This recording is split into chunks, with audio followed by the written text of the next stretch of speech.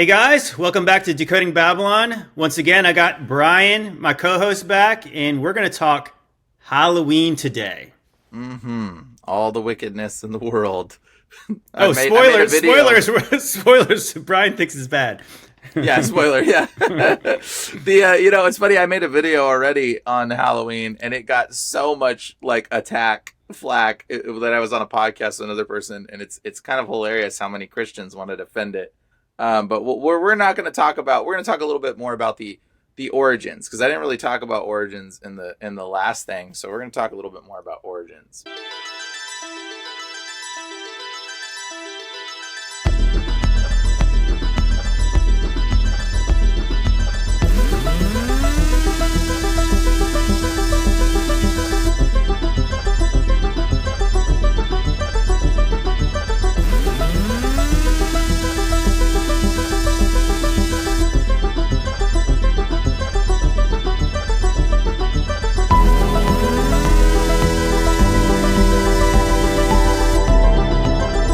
Without further ado, let's discuss Halloween, or as the Druids in the pagans called it, Samhain. Samhain.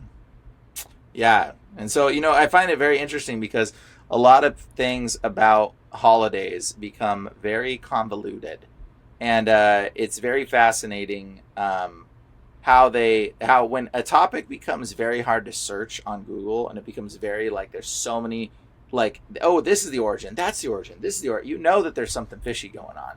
You can't just straight look up Halloween and look up the origins. It tells you Samhain, but there's also some multiple other origin stories that you'll start reading into. You'll be like, well, where did the mask come from? And where did this come from? And you're going to start reading it, and you're going to be like, wait, none of this, you can find a narrative that fits your story on pretty much anything when it comes to Halloween. You'd be like, oh, it's good, actually. It was actually All Saints Day, where the saints were being murdered, and it was a day to celebrate the saints, guys. So, when you start looking at the topics, and there's multiple origin stories, and there's multiple confusing components to it, my thought is, clearly it's evil. Clearly there's a lot of deception.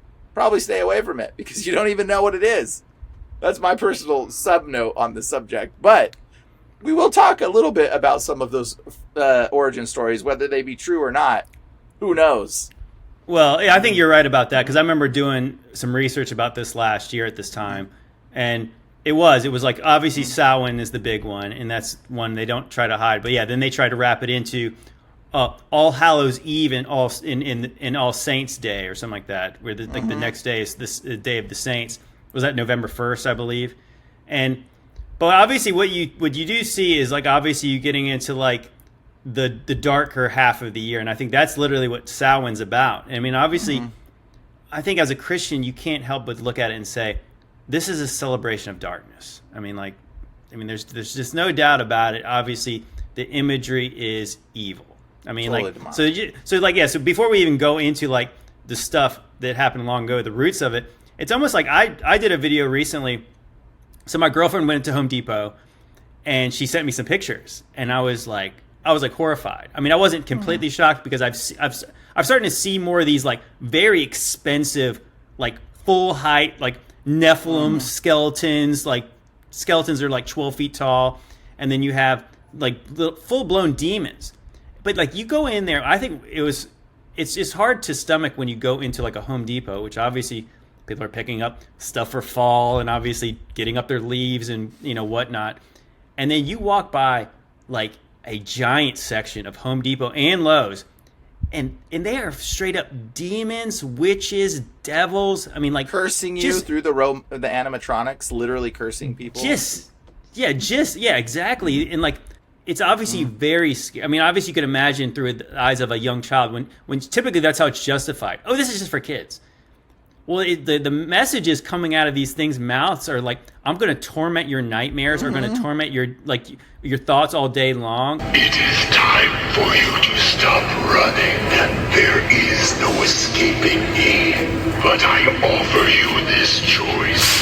Allow me to torment you in your nightmares, or dread me all day long while you are awake. Why choose when you can have both? And this witch is putting a curse on people. For centuries I have waited for this moment to cast a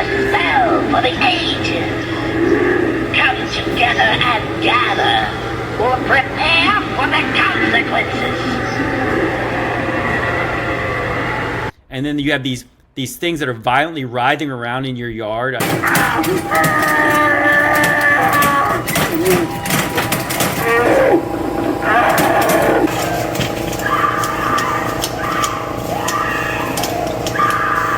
Okay, so these things, like some of these things were like $600 and $700, $500, decorations.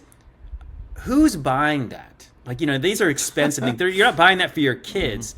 I mean, like back in the day when I was like idolatry. Well, put it this way, I was never allowed to celebrate Halloween, and I was pretty salty about it for years.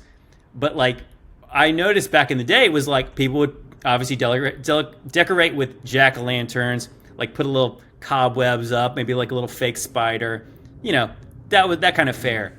But now it's like, it is obviously not fun stuff. It's a celebration of just wickedness. I mean, like there's just no other way to look at it. What it is today. Blood and gore and disturbing things for sure. And the people, like, it's forms of idolatry, but people don't recognize it. But realistically, like a lot of it is like, I mean, as our children, being told, oh, you can't celebrate holiday as a child, it's like, oh, it's so upsetting. But it's a lot of times it's upsetting because the child doesn't understand what it is. It's like, hey, look, I don't want you to celebrate this day because this is a pagan holiday that embraces darkness, and we want to honor God, and you're a people that honor God. Like, you have to explain to your child, like, look, this is a representation of the perversion of God's genetics. A lot of these creatures, like vampires and werewolves, these were Nephilim creatures. This is when the angels came down from heaven and mated with humans and animals and created hybrids. And this was a perversion. This is the seed of Satan. This is evil. This is wickedness. And even though it may seem fun to you, because it's like you get to dress up and do this, you're actually dressing up to pay homage to the perversion of God's image, the perversion of God's genetics, and the wickedness in the human sacrifices that the evil people did in defiance of God in paying homage to Satan. And when you explain that to your child, they're going to be like, okay, that does seem kind of bad. Like, it's like, I feel like they'll understand. They'll be like, hey, look, yeah, okay, maybe. And it's like, it's not about of like, how close can we get to the fence? It's about like, hey, like, do you want to honor God? Like, I mean, I honor God. So I'm not going to like dress people up I wouldn't dress children up in costumes if I had kids. I wouldn't dress them up and do that. Like, because I'm not going to pay homage to these other things, these other images. And it's like, I mean, and I have a whole video talking about idolatry that, like, stirred the pot with a lot of Christians. But like, literally, when you dress your child up as Superman or Iron Man, it is idolatry. And like, you don't realize it. And it's not idolatry for your child. People are like, oh, it's so cute to see my kid dress up as Iron Man. Oh, it's so adorable. Yeah, it is adorable. Yeah, but it's still idolatry. And it's not idolatry for your child. It's idolatry for you. You're the one dressing your child up. You're the one dressing him up to pay homage to Thor or Thanos or whatever wicked superhero idol that you're dressing him up as. Like, you don't understand the origins of these beings or these creations, but it's all fallen angel Nephilim. You're the one participating in idolatry. You're the one training your child to dress them up as something terrible. Like, you think about it, like, you could teach your kid to go rip the wings off of a butterfly, and he'll cutely run around ripping the wings off of butterflies and leaving them as little worms that can't move. It's torture. It's evil. Sure, it's cute. See him running around catching butterflies and ripping the wings off. He's having so much fun. He's having so much fun doing it, but you're teaching him to do evil, wicked stuff, right? I mean, it's innocent at this level, sure, but it doesn't matter because you're teaching him the prelude to what will become something of a form of idolatry later on. Like, suddenly he starts wearing the Nike symbol, which is an ode to Satan or Saturn. And then it's like he becomes obsessed with Nike, or he becomes obsessed with an image, or you teach your daughter to dress up as a princess, and you're like, oh, look, you're a pretty, pretty princess. And you tell them how beautiful they are. Well, guess what? It gets in their head. And now your child has a complex where they think that they have to put on and dress a certain way to get attention, to be beautiful or to be validated. And then guess what? They're seeking after boys by dressing, slutty or whatever. And it's like, this is programming on a childistic level. It's a very bottom level programming. Sure, it may seem innocent, but what's really going on is it's the programming precursor to what is later a form of idolatry and perversion of God's image and perversion of goodness of the way God is, and not honoring the Lord your God. Like, that's literally what it's bringing it to. Yeah, I remember when my kids when they were younger, and like I said, because I wasn't allowed to celebrate Halloween, and of course I was living like a lukewarm Christian, I did let my kids, and of course I did obviously was aware enough to know nothing evil, no devils, no witches, nothing satanic. Obviously, that was my one rule. But at the same time, it's funny, like looking back now. So what is an evil? Obviously, it's like now, like obviously, those of us who are aware enough now, like the Disney stuff was never very innocent. I mean, obviously, certain princesses, like obviously, dressed up as Cinderella. It's a story about magic. It's like all the stories are about all the princess stories are about magic, and then of course it's like Snow White. And she eats from the apple. The apple that is the prelude image of the apple, the tree of good and evil. Like, and surely you'll die. So she dies, right? And then it's like, oh, what brings her back to life? Oh, perversion. Like I don't know. Yeah. But even it's like for the boys, it's like, so as a boy, and I've always talked about this, that I enjoyed comic books, and obviously I've enjoyed like the Marvel movies, and like now obviously doing Ancient Angels and doing videos exposing this stuff. It's like all these things represent they all either represent fallen angels themselves or Nephilim. I mean, like they pretty much all do. So even if they're presented good, like Superman and Thor, gosh, that's what it's saying. Like the devil can appear as an angel of light. So it's like so. Oh no, don't worry, they're not. They're the good guys, and it's like, but they're like these false versions of the devil, or either like antichrist figures. Like Iron Man is like an antichrist figure, and then the bad guys represent typically our God. It's like Iron Man is like the iron and clay. Somebody, Iron Man. Like I said, interesting in the thing, in the Marvel series, even in the comic book. He literally becomes the Antichrist. Like his dad, Howard Stark, sells his soul to Mephisto. And he becomes the Antichrist. So and there's hints of it in the Marvel movies. Like, did you know? Like, so when I made a big video about, I didn't know he becomes the Antichrist in the comic books. Oh, I mean, literally in the comic books, Iron Man becomes the Antichrist. It's interesting. So he appears. Technology is iron, and a technology is given by fallen angels, and people don't know this, but like Iron Man is the iron and clay that doesn't mix. The prophecy in the Bible. And it's almost like saying, like, that's fitting that it would be Iron Man that becomes the Antichrist. Right. So I was going to say, so like in the comic book series, so Howard Stark, like I said, which is funny because Howard Stark resembles Jack Parsons. So like he looks just like him. Obviously, there's no coincidence in it. And I did a video about that saying Jack Parsons' real name is actually Marvel Parsons. Coincidentally enough, like again, these are a lot of connections here. So Mephisto is the Marvel series devil, basically. Looks exactly like the devil.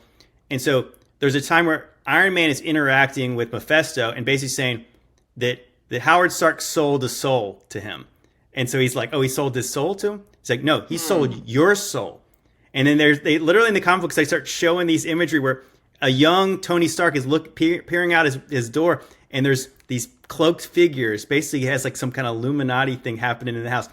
They do some ritual. Obviously, he sells his son's soul to the devil, basically, and his soul. And so then the Mephisto basically becomes his father, and then he's going to be the Antichrist. No kidding. Like, wow. And so the crazy part is, so before Spider-Man was always kind of like the tier 1 character in Marvel. Like Spider-Man's the biggest character they got. But after the movie series, Iron Man became like tier 1. So like, who's the bigger character now? Iron Man or Spider-Man? Probably Iron Man because of the Marvel movies. And so what's interesting is there's hints of him being the Antichrist in these movies too, because he like literally sacrifices himself to fight the sky god coming down to snap his fingers and erase half of humanity. And so I made a big video about Thanos saying, I am. You see, like he's using the I am like phrase often. And it's so often it's not coincidental. So when he snaps his finger and says, I am inevitable, eventually Tony Stark takes the Infinity Gauntlet and says, I am Iron Man. Yeah. And you're like he's saying he's God. Like, I mean, he just did that, and he did that. And of course, then he saves the day, spirit of Antichrist. And like, so like when you know that's in there. So again, so this is Iron Man who, again, like as somebody with their eyes closed back in the day, blind man walking around this place. Iron Man's not bad. He's a good guy. Thor's not bad. He's a good guy. Yeah. Superman's a good guy. These guys are all, none of them are good. None of them are good when compared to our Bible, our God, Jesus Christ. It's like you can tell like these are false gods any way you slice it. It makes me think of that song, "I Am Iron Man." Like That's it's a like, weird song. That's a weird song. If you look at the lyrics in that, it's so disturbing. again, yeah, iron and clay. Yeah, so Brian mentioned that the Nebuchadnezzar statue. So you have the head of gold. You have like the torso and arms of silver. You got the bronze like thigh section. You have the iron legs, and then you have iron and clay. And so obviously, a lot of us believe iron is representative of probably like spiritual beings, and clay is representative of us. And then you could even get into like the technology, the transhumanism aspect, which again fits as well. Yep. Iron and clay. I am Iron Man. And you're like, wow. I mean, like to me, you think Black Sabbath song, this whole thing going on with Marvel, and then and what we have going on today, it's like, how do you not think this is obviously channeled by demons to like totally did this stuff fits together like this? It's amazing. Oh yeah, and it's not like the people that are writing these songs or making these movies even know what they're doing when they're writing this stuff or writing these stories. It's not like they're even fully aware how much the connection is. They have no clue because they're being influenced. They're channeling this information, and that's why it all fits together, guys. It's not like we're looking like conspiracy theory people being like, "Oh, look at this, connects to this, connects to this." No, they didn't plan it like that. They're being influenced by something that's planning it. That's the thing. They're being influenced by demonic forces, and people don't even recognize it. It's almost laughable when you recognize all the connections. You're like, why is the Taylor Swift song looking like this? And you're like, oh, yeah. Because it's not like they were sitting and having a meeting. Like, no, she channeled the same demons the other people channeled. That's why. Yeah, and it does not, like I said, it does not make sense that these things could fit so well together if it wasn't something else. Like I said, obviously the Iron Man song written in the 70s. I think Iron Man was a character created in the 60s, and then all the new stuff going on with Marvel. It's like there's just too much there for it to be an accident. And I think I know a lot of people are going to be like, Iron Man 2, you guys ruined everything. And it's like, I got to be honest. It's like, obviously I liked comic books. So like, do you think it brings me great joy to say these things you shouldn't have any part in them? And as somebody who I'm not trying to be a hypocrite, because I said I'll watch the new Marvel movies. Obviously, a lot of it reason just to do this, to talk about it, because I want to see what messages they're putting in there. But like, I don't do these things with my eyes closed anymore. Their eyes are wide open. It's like I know what the agenda is, and as like I said, again, it's funny because we're just talking about Disney stuff's not good. Well, obviously we know now Marvel is owned by Disney, so yeah, of course. Hey, yeah. Wow, what do you know? Yeah, and then like the Disney thing is like, guys, you're dressing your kids up as like these little princesses. Like, dude, all of the 7 dwarves represented the Nephilim. The dwarves were the Nephilim. And I don't know if you know this, but you can look up the little Nephilim. That's what we have to get into that later. Yeah, we'll talk about later.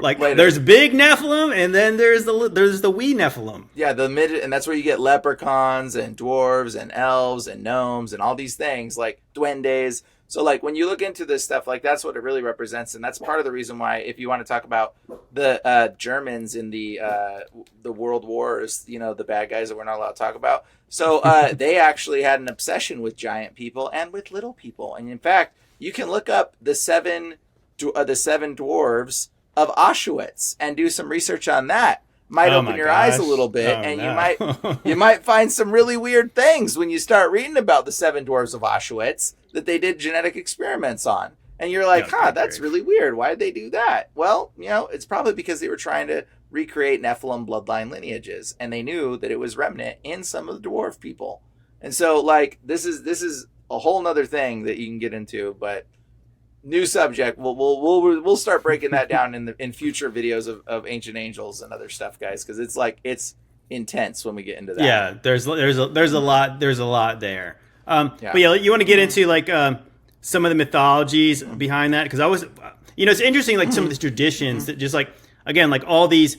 What's interesting when you start talking about Halloween being a holiday, and it's again, holiday comes from the word like holy day. Yeah. Obviously, there ain't nothing holy about this day, but again, I think a lot of this, like Brian was saying earlier, how this stuff is kind of hard to pin down, because what you really have is, again, the devil is the god of confusion. So you have all these kind of like these overlapping religions that kind of sound similar, but they're kind of different. So depending on what part of the world you're in, they celebrate this thing a different way.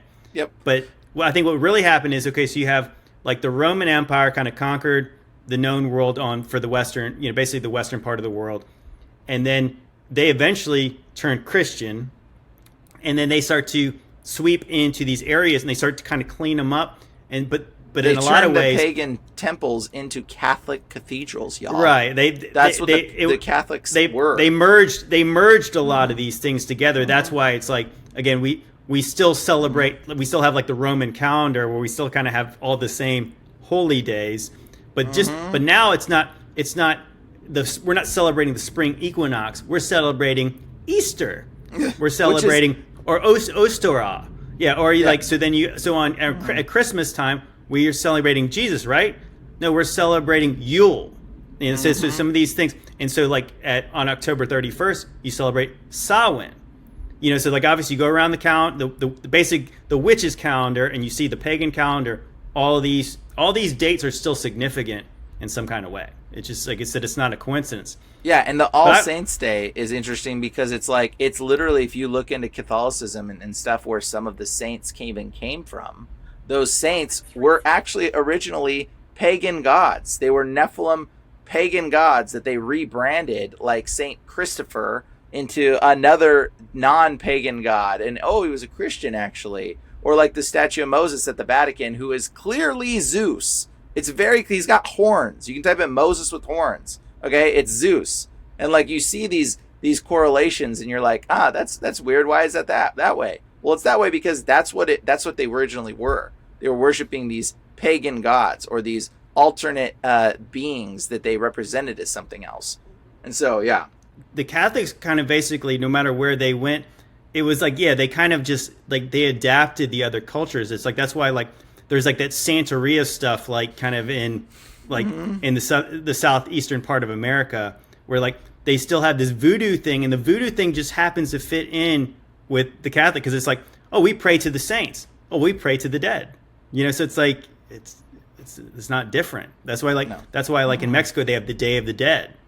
And all the Catholics still celebrate it. Isn't that weird how that just works? There's a verse in the book of Jubilees that people don't read because they don't read the book of Jubilees because it's not in your Bible. Big whoop-de-doo. Okay, anyway, so the verse of the book of Jubilees, what it says is literally, it says, they will, in the end days, they will confound the days, and they will confuse the holy days with the unholy days. And it says they will go astray and celebrate the wrong weeks and calendars and months and days and years. And it says, but it literally says that they will confound the days. It says, you will celebrate the unholy for the holy days. That's what we're doing, guys. It's literally what we're doing. Like, we're celebrating, and it says they'll, like, switch wickedness for holiness. Like, that's in the book of Jubilees. It's written that will happen. That's what you're living in. These are days we're celebrating as good. And think about this. Halloween, the word Halloween comes from All Hallows Eve. Eve means the ending of days, or the end of. That's why it's called evening, right? And Eve brought the end of humanity when she ate from the tree of good and evil. So Eve means the end of, and hallowed means holy person. Okay? All Hallows Eve means the end of all holy people. I mean, it's right there in your face. Like, All Hallows Eve. Like, they're telling you it's the end of all holy people. And that's why it's called, All Saints Day as well. Another word. It's like, we're worshiping the day that the saints were all killed. That is celebrating the day they were all murdered, like the days that they didn't get a celebration because they were murdered and unjustly. Like, you think it's a day of celebration? Like, I don't know, man. It seems really questionable to me if you're going to be celebrating the murdering of saints and the end of all holy people. Well, I think a lot of it gets justified by people saying, "Well, that's not why I celebrate it." Okay, yeah. So. Yeah, but it's interesting. So I did have this conversation, and I'm going to get into the history of Halloween. I'll read from not a Christian site. I'm just going to read what I found on the interwebs about I think this is a unbiased view of what Halloween is. But I told my daughters, like I said, as they got a little bit older, and obviously as I woke up a little bit more, I said there was a time where I said I was okay with you guys trick or treating. They're kind of old enough now where I'm not going to pull the rug out from under them. Obviously, but wait. I'm not the only one who has control over whether they celebrate or not. So I try to tell them what's true. But I said there was a time where like I didn't mind as much. But then, as I said, as I was saying in Home Depot, you have these super demonic decorations. They're all over the place now. I mean, like just straight up full on demons, witches, Nephilim, skeletons, everything.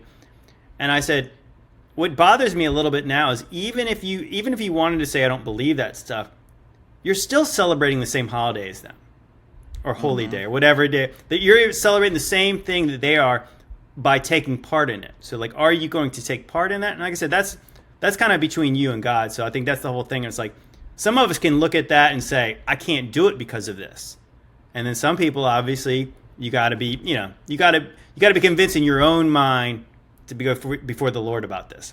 But as I say that, let me get into the history of Halloween, and I'll give you time to comment. What is Samhain?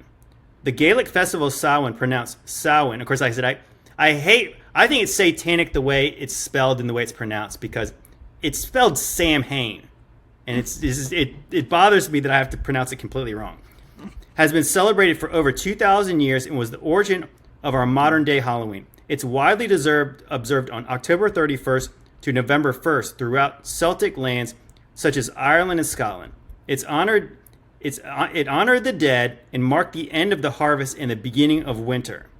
And then it says, traditionally Samhain was a time to take stock of herds, food supplies, and choose which animals would need to be slaughtered for winter. I wonder if this had anything to do with sacrifices. Sacrificing of children that the witches have adapted. Yeah, well, we need to get into that of like what goes on that night.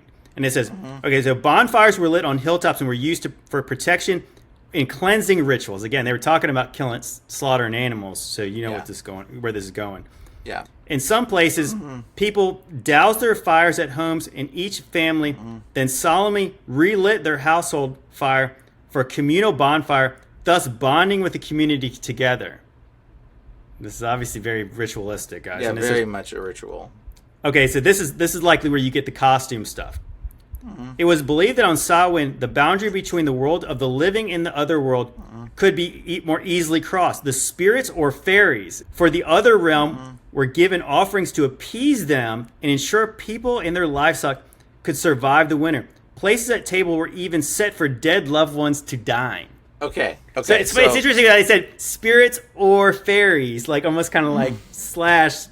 This is a very interesting thing, and this is why you guys need to watch our documentary, ancientangelsmovie.com, and watch the documentary, because we explain this. But this is where a lot of the costumed comes from. Like you've heard of in Samhain or Halloween, they would put a costume on, an animal head on, right? Why an animal head? Well, if you've noticed in ritualistic practices, there's animal heads used for like Satanism or these weird parties that they always hold. They always put animal masks on. Are they not indeed indicative or remnant of the animal-headed individuals we see in Egypt, okay, in Egyptology, and in other parts of the world where we see these animal-headed things? Well, that's because these animal-headed things were Nephilim, guys. They were the hybrid Nephilim offspring of the giants. They were animal-human, genetically mixed creatures, and they would steal you. They would kidnap you. This is where we get the word kidnapping from, guys. Kids are the children of the goat. That's what a kid is, right? It's not a child. Your children are not called kids, guys. That was a mistaken thing. The kids were the children of the goat. The word kidnapping didn't mean your kid got napped. It meant the kids were the ones doing the napping. Just like alien abduction doesn't mean aliens are the ones being abducted. It means the aliens are doing the abducting. So kidnapping meant that there is the kids, the children of the goat, would come and steal you away. They would kidnap you or your children or anyone.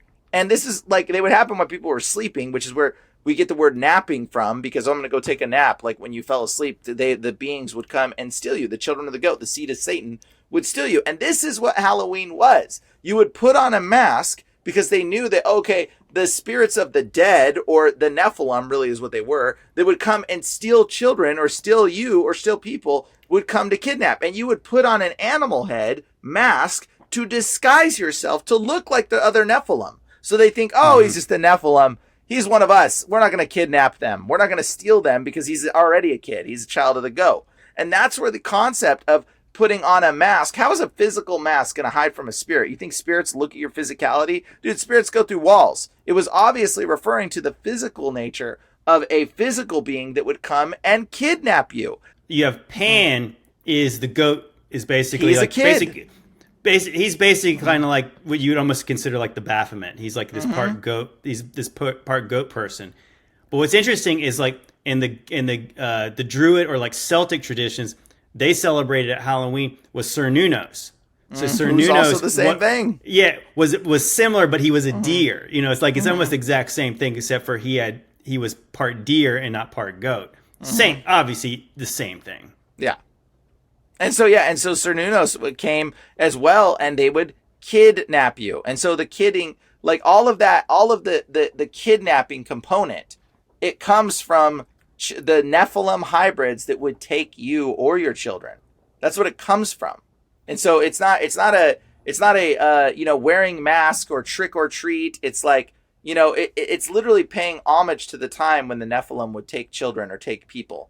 And that's what you're doing. Like, you don't even recognize that's one of the main origins of this. Like, and then you can look at old masks where they actually covered the masks with fur to make them look very realistic. And they were actually using like real skins of animals and stuff. And you see the people wearing, like warriors wearing animal lion heads on their, as like a hat, but it's really representative of the fallen angel Nephilim.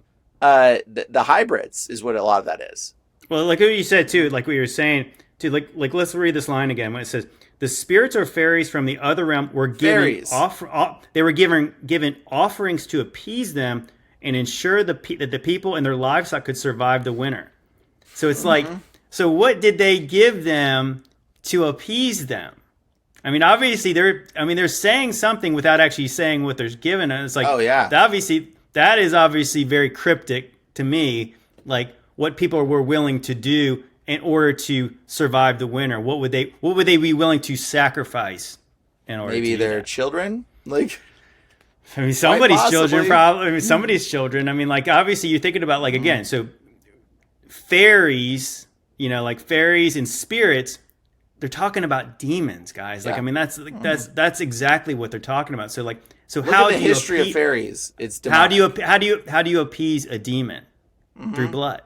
So obviously, some people probably say it's blood of an animal, but obviously, we don't know that. And again, like I said, this is what you're talking about. So real quick. Last thing I'll mention about Pan is actually where you get the word panic from. The word panic is derived from Pan.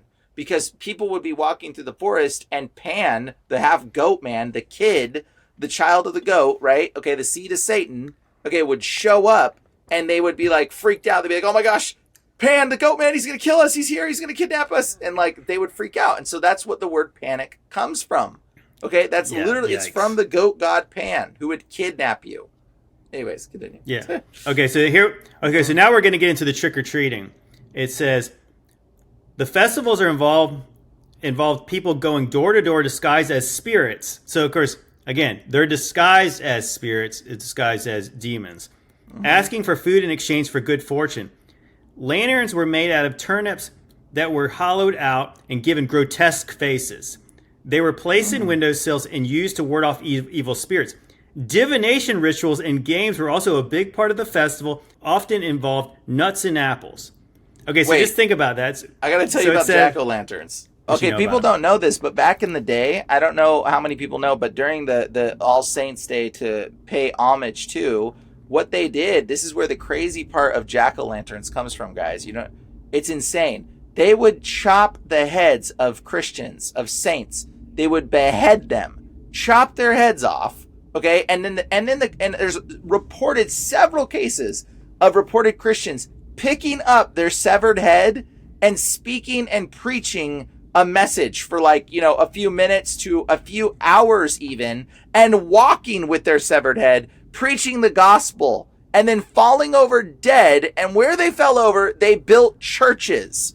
And so the jack-o'-lantern, to scare off, I'm serious, this is like literally history that people don't know about. They built churches, and you can look this up, and it's crazy. So there's churches that are built from the decapitated, severed head of a saint who walked a mile with his severed head preaching the gospel and fell over dead. They built a church there. And this is what jack-o'-lanterns are. It's to ward off the evil spirits. Well, why a severed head? Why just a floating? Because it was supposed to represent this head of the saint that was severed, but we've perverted it into this, put a candle in a pumpkin and disguise it as that. Well, that reminds me of that famous old story about the headless horseman, and he's like, eventually he's riding around with no head, and he's throwing That's a what pumpkin.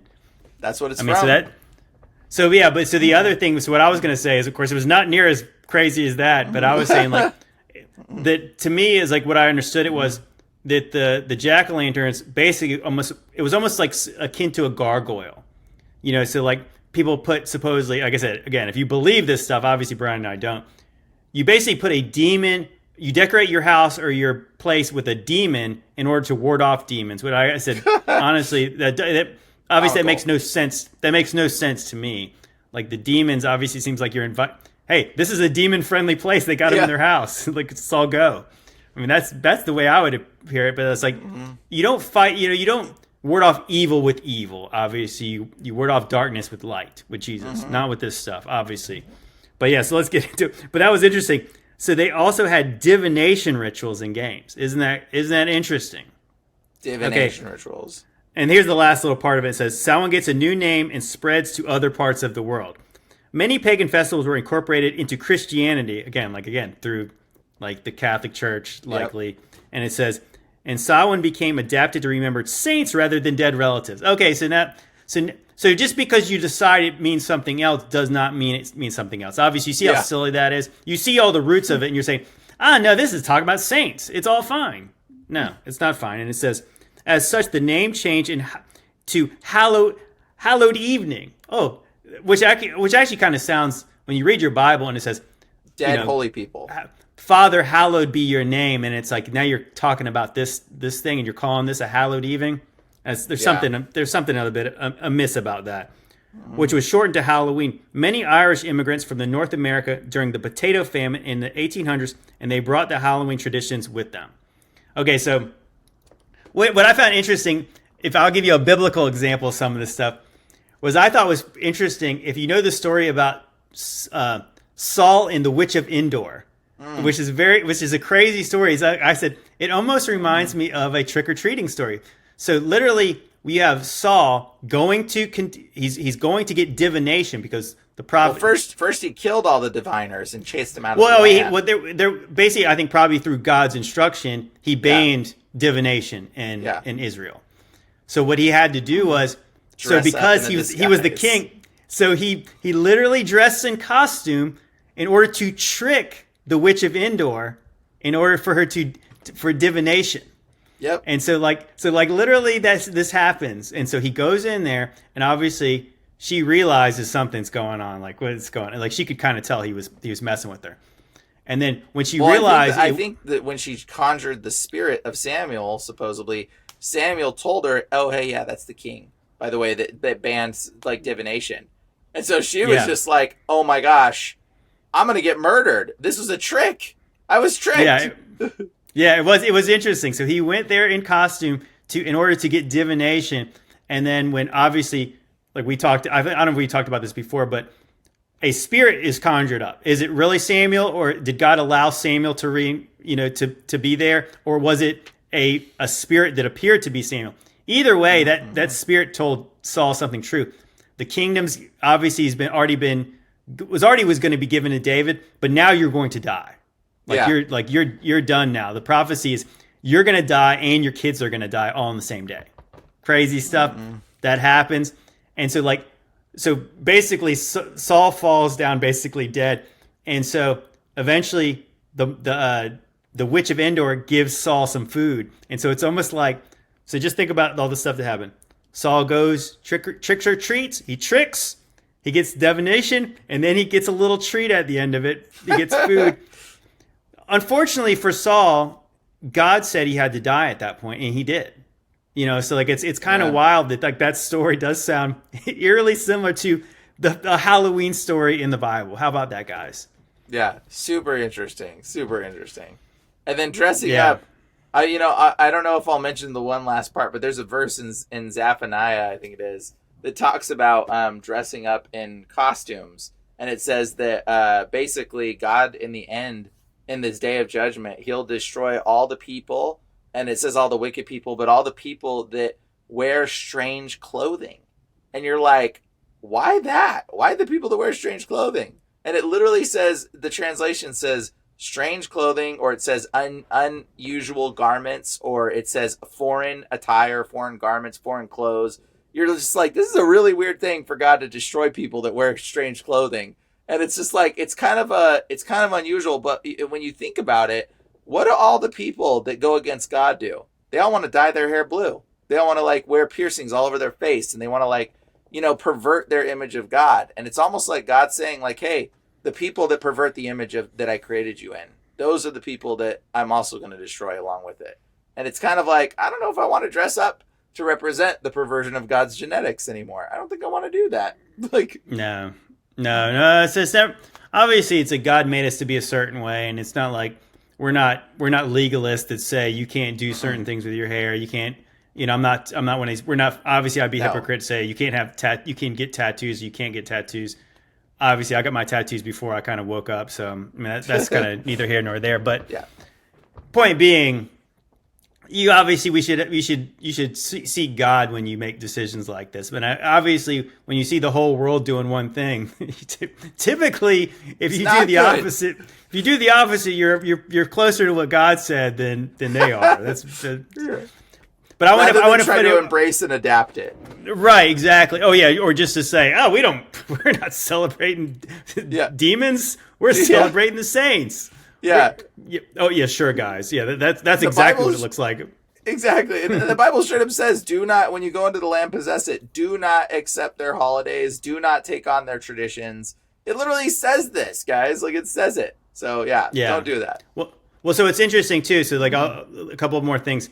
So what's interesting now, like, again, like I was saying earlier, a lot of this was presented in the way of like, this is for kids.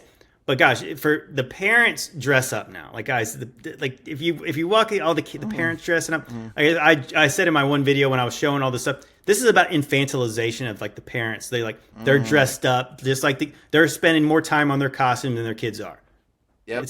It's kind of embarrassing. I mean, it's not kind of, it's embarrassing. And then you have all this stuff going on where like, now for the parents, obviously that's why they raise the stakes, and this is why this thing gets more evil, because they want it to be scared too. They want it to be fun. Meanwhile, it's like, if it's for little Timmy who's like 5, he doesn't want to see demons. This is going to freak him out. And you shouldn't cause that little one to stumble like that. I mean, that's not a good thing. Mm-hmm. But what I found interesting, I did a video about this last year, was that what else happens on October 31st is something over at CERN.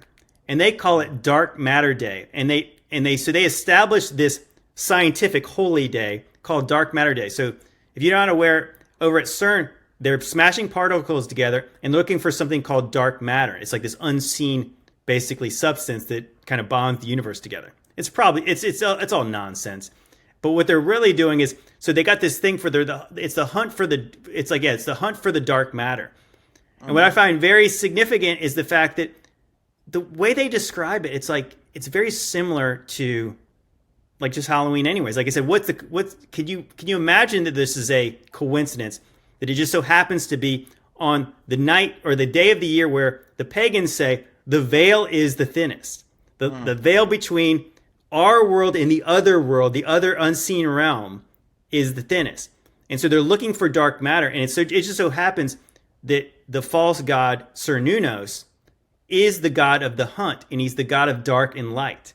So so they just so happen to call themselves CERN. Even like I said, the acronym does not work anymore, guys, because they changed the name of what the place actually is. So they name themselves CERN, and then they're hunting for dark matter. Like, again, so he's the god of the dark and the light, and it's like it just so happens they do this when the veil is the thinnest. And again, we always say, so really, what are they doing at CERN? Because it's like, is there really truly nothing new under the sun? And I would say, obviously, there's not. Obviously, there's not. Yeah, there's obviously not. It's all the same wickedness. It's all just disguise. And one last thing I'll mention is that when it comes to Halloween, back in the day, it was so much more. I remember it being so much more innocent when we were children than I do what it's seeing it today. And to compile on what you were saying. But the interesting part is, like, everything starts that way, guys. Like, Taylor Swift started so innocent, and then she became full-on witch. Okay? Like, God likes like Satan likes to do this to the people of God. He likes to grab the people of God that have like purity and innocence, and then bring them up, and it's like, let's just get a little dark, a little darker, and then all of a sudden when they're at the top, full on switch, and wham, they carry all the wickedness comes down with it. It's like they make it seem innocent enough to get a big attraction of a bunch of Christians, and then all of a sudden, wham, they just slam it, and it brings the morale of the people down. And that's how it is. It's every celebrity. It's like they're innocent, bam, darkness, innocent, bam, darkness. And they do it over and over because it works, because all the people follow the little bit of, they see a little bit of the darkness and they go, oh, well, it's just a little bit of darkness. It's not that bad, And so I can partake in just a little bit, and then it's a little more, and then you're gone. Like at that point, like it's like, that's why you can't accept any bit of darkness in you. Okay, guys, that's why God's level of darkness is 0, zilch, nada, nothing. It's that, because just a little bit of it is only a matter of time before it becomes a lot of it. And that's why God sees the sin in your life when it's just like a little tiny sin. He sees it the same, because God looks outside of time. And it's only a matter of time when you start doing worse things, when you start doing little bad things. It's just a matter of time before you start doing worse. And so that's why God sees the little sins just as bad as the big sins, because he sees outside of time. Like, and there's a whole nother component to that. But yeah. That's what, a little leaven leavens the whole lump. So like, yeah, that's, but yeah, I think that's, I think we'll close it on that, is the fact that, so can you celebrate Halloween? I guess we should just finish with that. I don't know. Can you? Like, I don't know. Can you celebrate after knowing all those things? I think that, as Brian was saying, our enemy is not stupid. No. I know what everybody's thinking. I know. Your kids are going to be very disappointed if you say you can't celebrate Halloween this year. That's exactly how they want it to be, because you're going to be this uptight jerk when you say no. But obviously, when you know all the danger of this place, you're not a jerk to protect your kids. No. If that's what you think you need to do. If I had kids, I wouldn't even put them in school on that day. I mean, isn't that they always say, like, when you think about it, like, that's when you show your really love for the people around you, is when you tell them the things they don't want to hear. It's not when you're telling them what the good thing when you're saying, again, like, your kids are going to want to do all kinds of things that are bad, but obviously you're going to say no sometimes, and they're going to be mad at you because you're a jerk. But you're not a jerk. Just like when God says don't do those dangerous things, it's not because he's a jerk. It's like because he can see all the ins and outs of everything, and he's like saying, I can't protect you if you go to that place. Yeah. If you want me to protect you got to abide in me. Yeah, and you got to educate your kids, guys. So many people, like, kids get mad because you don't give them answers, because you tell them, because I said so. Okay, this is some parental advice. Okay, I would say tell your kids the truth. You're not protecting them by hiding them from the darkness and the wickedness in the world. That ain't protecting them. You're deceiving them is what you're doing, because the world is dark and it is wicked. Wake your children up to it and be like, yo, this is wickedness. Like, I'm going to tell my kid now, this is wickedness. Like, I'm going to say it. Like, I would say, if I had children, I would say it straight up. Like, this is darkness, this is wickedness, this is evil, and this is what it's doing. Because just so you know, Halloween, whether you're Christian celebrating it or not, like, it's a day of deceit and evil, wicked, dark witchcraft, and they are sacrificing children, drinking their blood, eating them on that day, and Christians are at home going, should we celebrate it or should we not? How about should you be praying? How about should you be in spiritual warfare? Because the witches sure are. The witches are on their mounted demon horses in full-blown spiritual warfare on that day, and you Christians sit at home twiddling your thumbs whether I should dress up in this and that. Like, how stupid. Like, you don't even know the spiritual world that's around you. Like, dude, there's people probably in your neighborhood that are participating in witchcraft stuff that is so dark and evil. They're drinking blood of children and stuff, and you don't even recognize it. You think it's fake belief. You think it's fairy tale stuff. Like, no, there is some dark, wicked things that go on and go down on Halloween, and it is the day of celebration for all the darkness, all the works of wickedness. Okay, so, like, I have nothing to do with wickedness, and you should have nothing to do with wickedness as a Christian. Anyways, that's my last. We'll end it. We'll end it on this note right here. Is that, and again? I agree wholeheartedly with Brian said. use these things that are not good, and obviously that's kind of my whole content is like use these opportunities for teaching, for things that like are too much true. But here, we'll just end it with this. And again, can you celebrate Halloween? I don't know. Can you? Here's what Anton LaVey, the guy who founded the Satanic Church in America, he said, "I'm glad that Christian parents let their children worship the devil at least one night out of the year." And he's talking about Halloween. And I don't know if that's fully true statement, but it's very comical. Look, I mean, I think it's true. I mean, but that's just it. Like, so he said it, and again, like, so whether you try to avert your eyes from the evil, like as Brian said, you see, like, there's nothing new under the sun. Do you think those people who are trying to appease the fairies and the demons tried to stop doing that at some point? Or obviously they're still doing that. And again, like the people who are putting demons in their yards, it's all mixed up in the same, basically basically candy bucket. Yep. So like you're trying to navigate that, and it's like trying not to pay attention to that. You're involved in it whether you want to or not. And obviously the only way you can really win in this is just not be involved. So obviously, as Brian said, stay away from the appearance of evil. The Bible says the appearance of evil. That should be it right there. Just that verse alone. Stay away from the appearance of evil. The end. We're done. Right. Well, anyways, guys, I hope you guys found this informative. You guys got any comments? Obviously, like, share, subscribe, guys. Get this out. And guess what? Hey, we did a movie, Brian. Do you remember that movie?